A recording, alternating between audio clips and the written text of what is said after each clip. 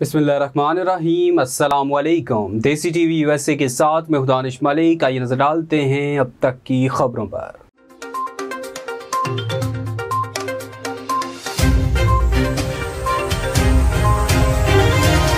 क्या हुकूमत आवाम को रिलीफ दे पाएगी? माली साल 2022 था 2023 का वफाकी बजट आज पेश किया जाएगा।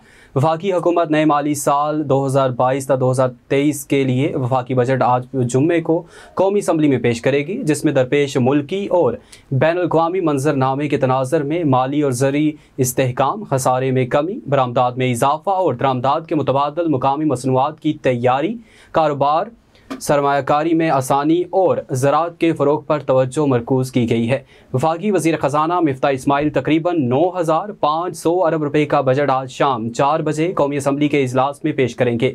नए माली साल के PSDP में बलूचिस्तान और नौजवानों के लिए कई स्कीमें शुरू की जा रही हैं।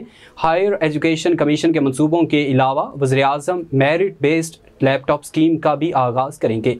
बजट में आवाम की मुश्किलात को कम करने, ज़राई शोबे की तरक्की और इस शोबे को जदीद खतूत पर इस्तवार करने, इंफॉर्मेशन टेक्नोलॉजी और इस शोबे की बरामदात में इजाफा, सनती तरक्की और कारोबार और सरमायाकारी के लिए बेहतरीन और साजगार माहौल की फरहमी को खुसूसी अहमियत दी जाएगी।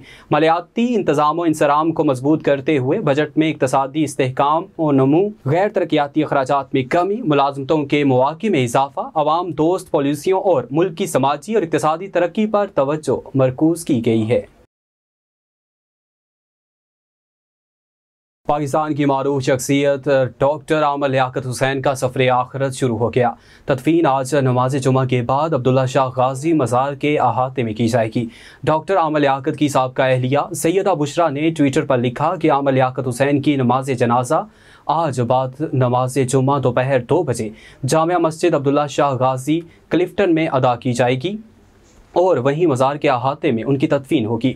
उन्होंने अपने पैगाम में मज़ीद बताया कि मरहूम के दोनों वारिसीन अहमद और दुआ आमिर ने उनका पोस्टमार्टम करवाने से मना कर दिया है और उनकी ख्वाहिश के मुताबिक मरहूम को इज़्ज़त व एहतराम के साथ उनकी आखिरी आरामगाह तक ले जाया जाएगा। सैयदा बुशरा ने कहा कि आप सबसे दुआए मग़फ़िरत की दरख्वास्त है, अल्लाह पाक मरहूम के दर्जात बुलंद फरमाए। बदलता है रंग आसमां कैसे कैसे। आमर लियाकत हुसैन से अलहदगी के लिए खुला का दावा करने वाली तीसरी बीवी दानिया ने अब दावा किया है कि आमर लियाकत से उनकी सुलह की बात हो चुकी थी। दानिया ने दावा किया कि आमर लियाकत कहते थे कि बेटी दुआ ने अच्छा नहीं किया। दानिया के मुताबिक आमर लियाकत ये भी कहते थे कि मुझे तुम में अपनी बीवी, बेटी और माँ नजर आती है। उन्होंने मजीद कहा कि आमर लियाकत हुसैन कहते थे कि तुम आ जाओ, मैं तुम्हें देखना चाहता हूँ, हम सारी बातें भुला देंगे, जो तुम्हारी और मेरी इज्जत गई उसको दोबारा पा लेंगे। दानिया ने मजीद कहा कि लोग कह रहे हैं कि मैं उनकी दौलत के लिए अब बातें कर रही हूँ, अल्लाह आमर लियाकत को जन्नत में जगा दे। मुल्क के मुख्तलिफ शहरों में बिजली की तवील लोड शेडिंग का सिलसिला जारी। मुख्तलिफ इलाकों में 6 से 18 घंटे बिजली गायब रहने लगी।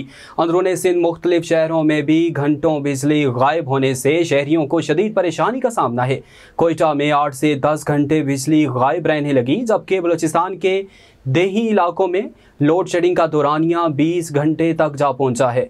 वज़ीर आज़म शहबाज शरीफ को मुल्क में बिजली की ताज़ा तरीन सूरत हाल पर ब्रीफिंग भी दी गई। इस मौके पर वज़ीर आज़म का कहना था कि लोड शेडिंग के खात्मे के लिए मिलकर काम करना है। आलमी सतह पर मनी लॉन्ड्रिंग और दहशत गर्दी की माली मुआवनत की रोकथाम की निगरानी करने वाले इदारे FATF का इजलास पेरिस में हेडक्वार्टर की बजाय किसी दूसरे मुल्क में हो रहा है। इजलास के आखिर में मुख्तलिफ ममालिक के ग्रे लिस्ट या ब्लैक लिस्ट में रखने या न रखने के हवाले से फैसले किए जाएंगे। पाकिस्तान के FATF की ग्रे लिस्ट से निकलने के इम्कानात इसलिए मौजूद हैं क्योंकि पाकिस्तान ने फाइनेंशियल एक्शन टास्क फोर्स के तकरीबन तमाम अहदाफ पूरे कर दिए हैं।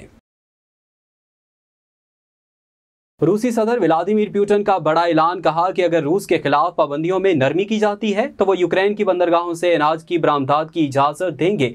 दुनिया को इस वक्त अनाज की शदीद किल्लत का सामना है। चीन आलमी खुराक की कमी पूरा करने के लिए किरदार अदा कर सकता है।